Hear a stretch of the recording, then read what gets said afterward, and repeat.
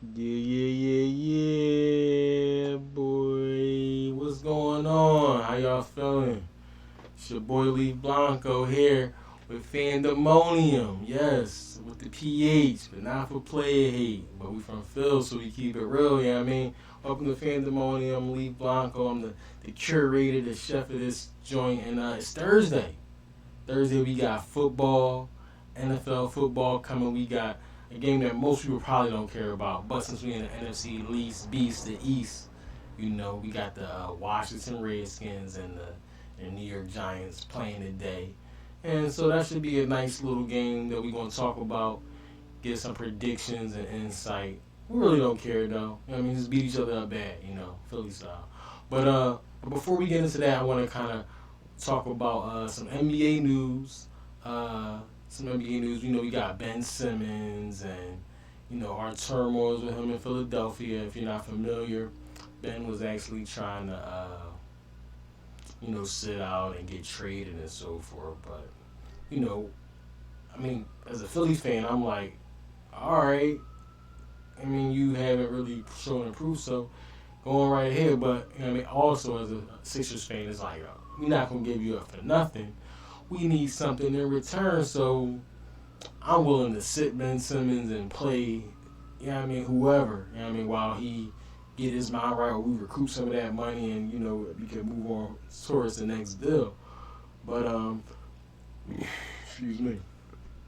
So there's been some talk, with his he's with Clutch. He's a Clutch client, and so they got their way. But I mean, most NBA stars, they have like leverage. He has really no leverage in this thing because he hasn't provided no work.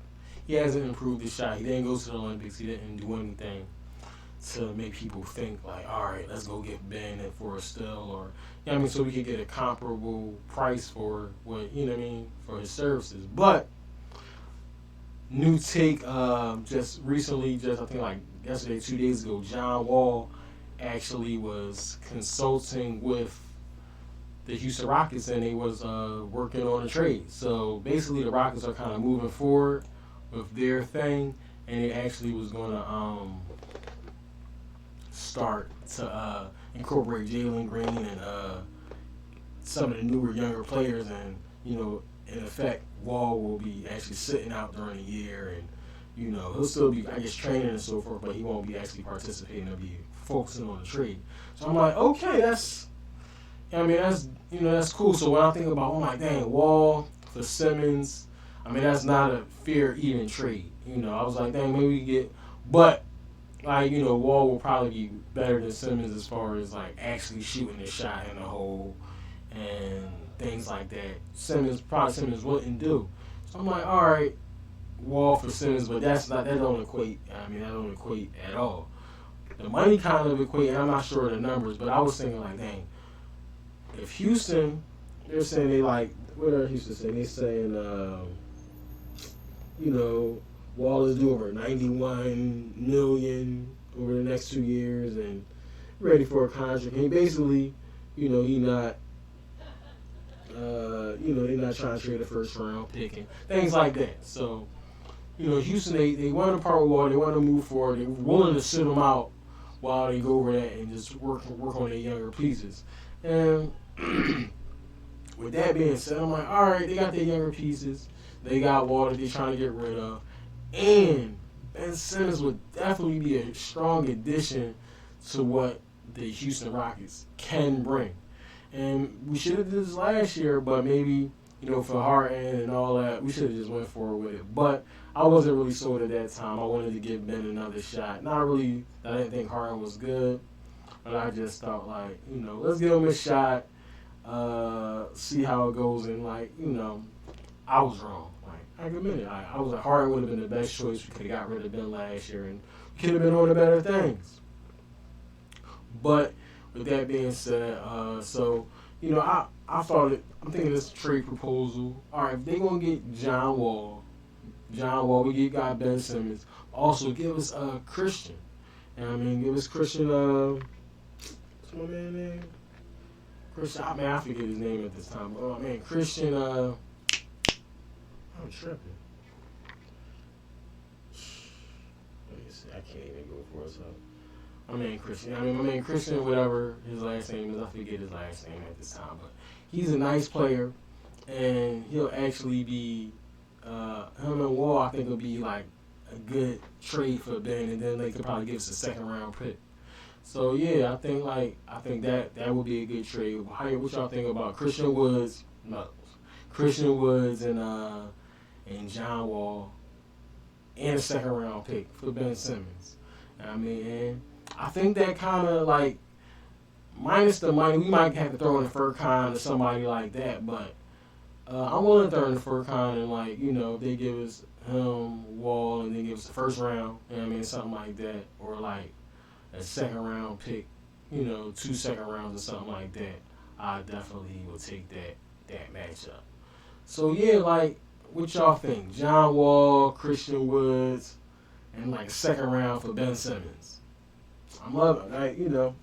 I like what Christian Woods bring. I think he got a good inside, outside game. He'll be a good backup, center, power forward, starter for our squad, and he can actually contribute alongside Embiid, I believe, and he can spell for him when Embiid is out. But also, we got John Wall, who will be able to help Tyrese Maxey, mature in his development, but also be a viable scoring option in the process. So when they trade in and out, they got the same sort of energy. I think John Wall could definitely be a good pick. He's not a Dame, he's not a Bradley Beal, but if we could get a Christian Woods with John Wall, that's a good trade, good matchup, and I think that'd be something that we can kind of work with. But the only thing is Christian Woods is often hurt or injured somewhat, and so is John Wall. So I think we get those two for Ben Simmons and give us a first round pick or a second round pick or 2 second round picks, and I think that should be a good trade for all of us. They got a all-star defender to pair up with the two young stars, and all they gotta do is add another piece. But right there is a good start. Phandemonium is a good piece for us. It's a good piece for us. So yeah, tell me what you think about that.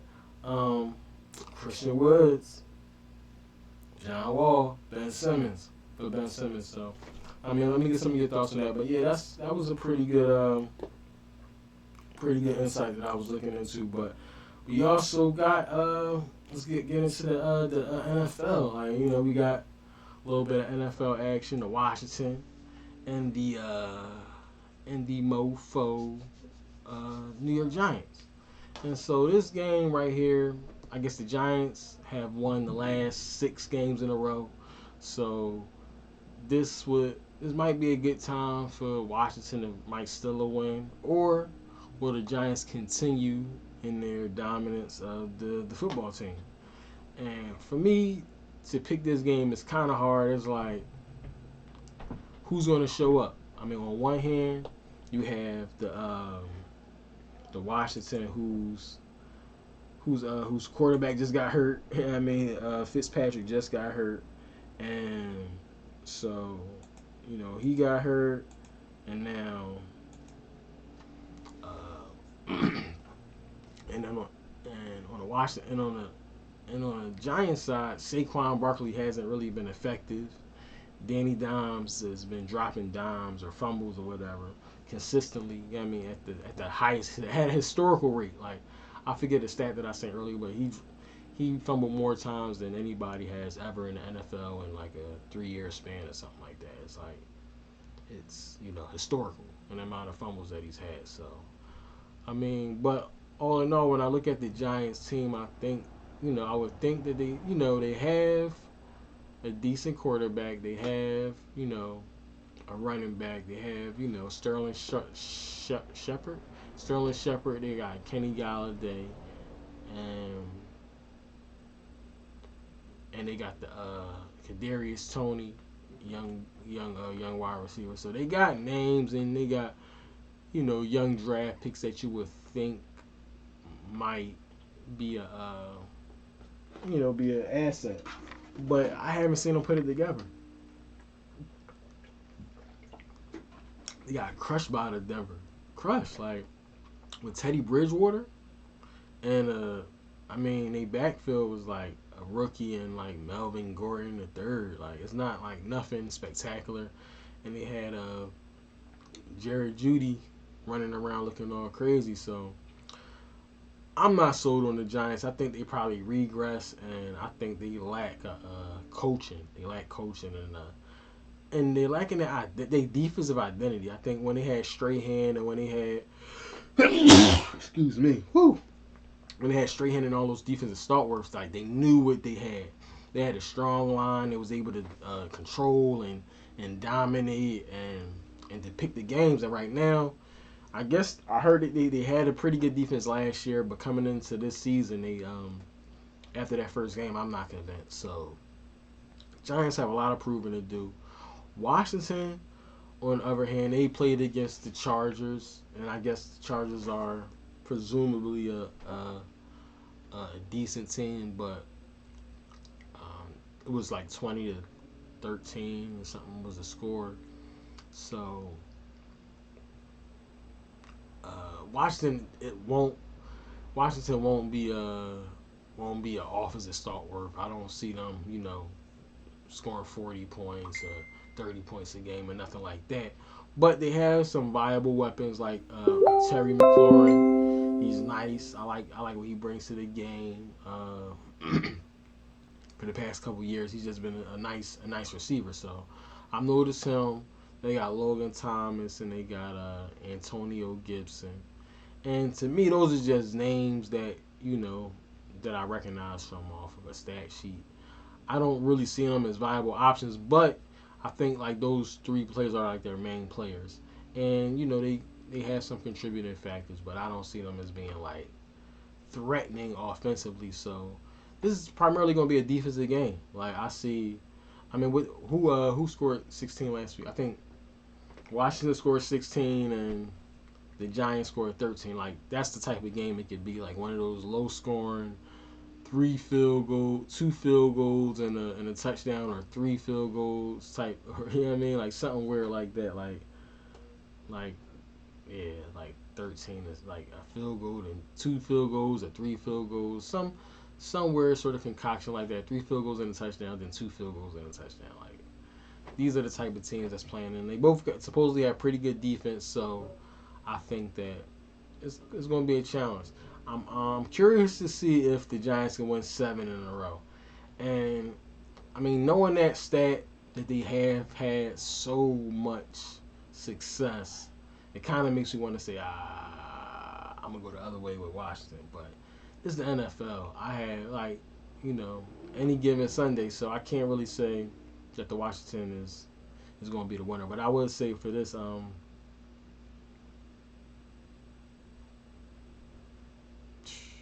they got Taylor Heineke, who's starting ODU. You know what I mean, represent. You know what I mean. So I'm proud of that. I'm proud of that's my alma mater, Old Dominion. That's the first Old Dominion quarterback to actually play in the NFL start. You know what I mean. So I think so. Yeah. So that's dope. That's good for Taylor. But I don't. I don't know what he brings. He's going to bring to the table. But is he comparable to Danny Dimes? Like probably, because Daniel Jones hasn't done much except fumble. So it's going to be a low-scoring game. I'm going to say 16-13 Skins. 16-13 Skins. I have no conviction in this pick. I will not put any amount of dollars or wagery on this, but I just got a sense that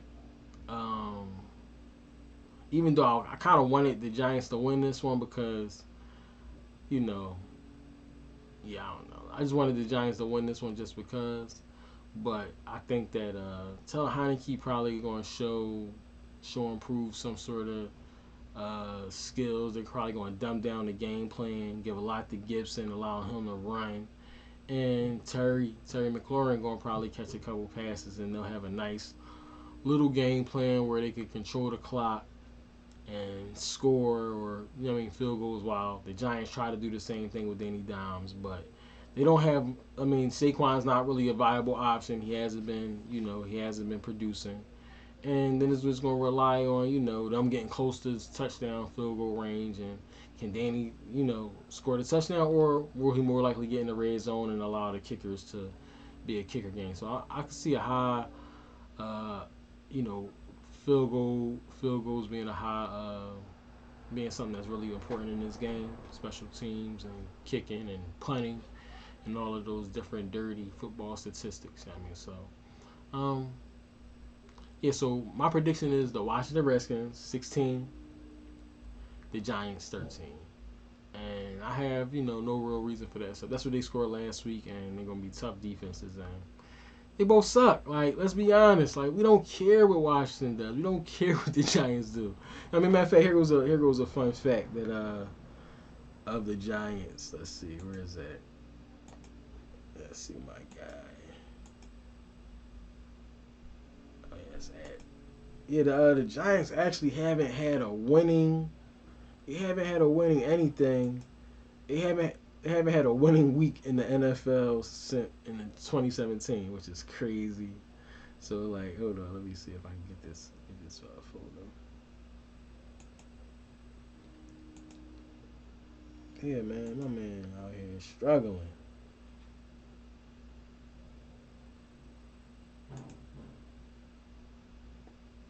Yeah, my man out here struggling. Okay, he out there doing bad. But yeah, basically, So yeah, man, Saquon, man, facts. That's the facts, man. Like, listen, we ain't mad. The New York Giants and Saquon have 0 weeks with a winning record since 2017. 0 weeks with a winning record. That's that sucks. So yeah, I mean, Giant fans, get your weight up. Hopefully y'all can get this win. Maybe y'all can get the 500. Maybe next week you get your first winning week in 4 years. I mean, maybe you get your first winning week in 4 years. But I mean, we Philly over here, man. I think that's enough about these guys. So what you guys think about Ben Simmons trade, John Wall and Christian Woods for Ben Simmons, and in a pick? Like, I'm liking it. Who y'all got in the Washington and the Redskins, the Washington and the New York Giants game? I mean, what's some of your sort of statistics? What's some of your scores, or your choices? And how you feel about the Giants? Do you think the Giants are going to have a winning record this year at any point? Me, I don't know. That's a tough decision. That's tough. But this week is going to show and prove a lot, man. It's your boy Lee Blanco. It's Phandemonium. We out here, baby. Listen, like, it's Phandemonium with the PH, but we don't play it here. We just keep it real, man. So this is Phil for real, and this is your boy Lee Blanco, man. We out. Stay tuned. Like, subscribe to Lee Blanco TV. Tune in to Phandemonium. We coming in daily with content information on sports entertainment and everything, so we gonna ramp it up. We going, add some more elements, some more media, some more, fan interaction. But right now, tune in, subscribe, and tell me how you feel.